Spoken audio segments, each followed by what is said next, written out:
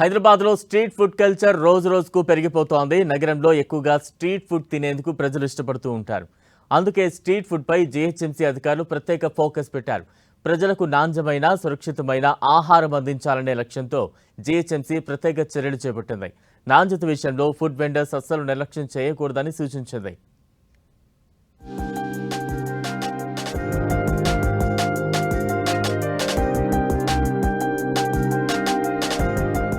Street food నగరంలో నోరూరించే street food ఆహార ప్రియులను ఆకట్టుకుంటాయి. హైదరాబాద్లో ఎక్కువగా స్ట్రీట్ ఫుడ్ కే అలవాటు పడుతున్నారు. మరి అలాంటి స్ట్రీట్ ఫుడ్ పై జీహెచ్ఎంసీ అధికారులు ఫోకస్ పెట్టారు.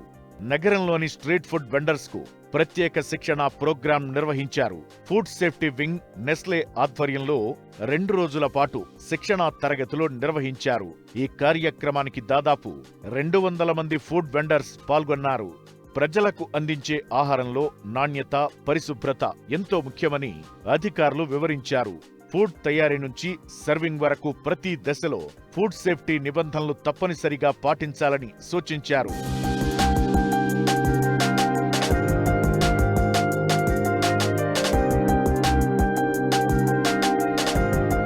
ఫుడ్ హ్యాండ్లింగ్ సమయంలో హ్యాండ్ గ్లౌస్, హెడ్ క్యాప్స్, ఆఫ్రాన్లు తప్పనిసరిగా వినియోగించాలని జీహెచ్ఎంసీ అధికారులు సూచించారు. ఆహారం తయారు చేసే ప్రదేశం పరిశుభ్రంగా ఉంచడంతో పాటు వంట సామాగ్రి కూడా శుభ్రంగా ఉంచుకోవాలని సూచించారు. వినియోగదారుల ఆరోగ్యం విషయంలో ఎట్టి పరిస్థితుల్లో రాజీ పడొద్దని, కస్టమర్లకు నాణ్యమైన ఆహారం అందించడమే ప్రధాన బాధ్యతగా భావించాలని వెండర్స్ కు తెలిపారు. ముఖ్యంగా ఆహారం కల్తీ కాకుండా చూసుకోవాలని అధికారులు సూచించారు.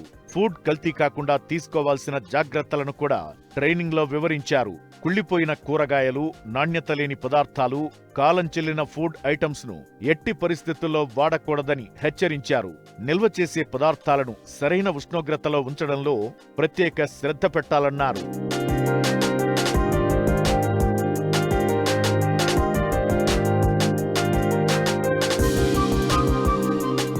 స్ట్రీట్ ఫుడ్ వ్యాపారులు ప్రజల ఆరోగ్యానికి బాధ్యత వహించాలని ఫుడ్ సేఫ్టీ అధికారులు స్పష్టం చేశారు. Food safety and standards authority నిబంధనలను ప్రతి ఒక్కరూ తప్పనిసరిగా పాటించాల్సిందే అన్నారు. నగరంలో పరిశుభ్రమైన స్ట్రీట్ ఫుడ్ కల్చర్ ను ప్రోత్సహించే దిశగా ఇలాంటి ట్రైనింగ్ కార్యక్రమాలు మరిన్ని నిర్వహిస్తామని అధికారులు వెల్లడించారు.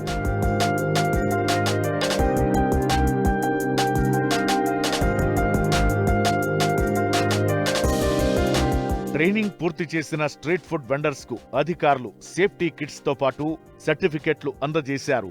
భవిష్యత్తులో ఫుడ్ సేఫ్టీ నిబంధనలు ఉల్లంఘిస్తే కఠిన చర్యలు తీసుకుంటామని హెచ్చరించారు.